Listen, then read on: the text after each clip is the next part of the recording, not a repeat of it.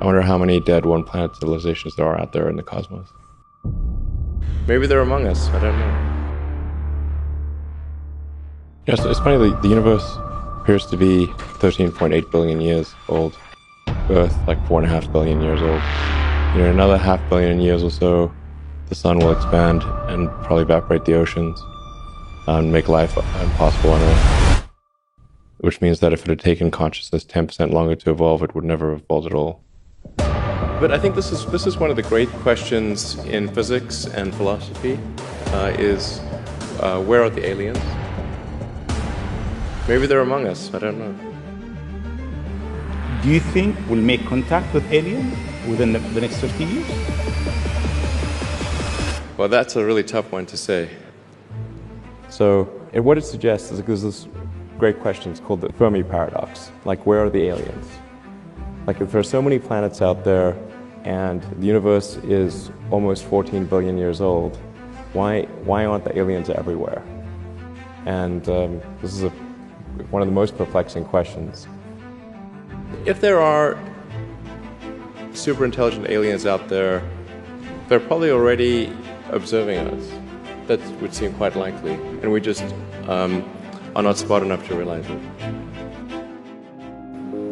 Any advanced alien civilization that was at all interested in populating the galaxy, even without exceeding the speed of light, even if you're only moving at, say, 10 or 20% of the speed of light, you could populate the entire galaxy in, let's say, 10 million years. Maybe 20 million years max. This is nothing, in the grand scheme of things. What are the important steps in the evolution of life? How do you decide that anything is important? I think the lens of history is a helpful guide here. Over time, things that are less important kind of fall away. What are the most important elements in the history of life itself? What would any intelligent species say, oh, those were really important items? Well, there's obviously single-celled life, multicellular life, plants and animals.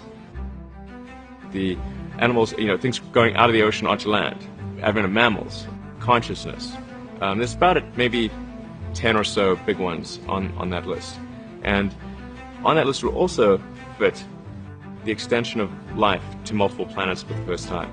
Extending life to another planet is a huge quantum leap. You have to go hundreds of millions of miles across an extremely hostile environment to a planet which is completely unlike anything you've evolved to live on. And that's just really an extremely difficult problem. In fact, I think it's an impossible problem without the advent of consciousness.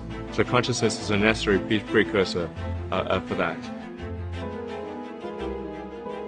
Consciousness, it's the next step, actually, because you really kind of need consciousness to design vehicles that can transport life over hundreds of millions of miles of irradiated space to an environment that they did not evolve to exist in.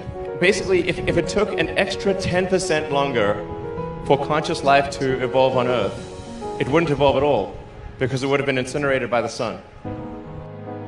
It appears that consciousness is a very rare and precious thing, and we should take whatever steps we can to preserve the light of consciousness. And the window has been open. Only now, after 4.5 billion years, is that window open. There's a long time to wait, and it might not stay open for long. I'm pretty optimistic by nature, but there's some chance that window will not be open for long. And I think we should become a multi-planet civilization while that window is open. And we should do it now. Thank you.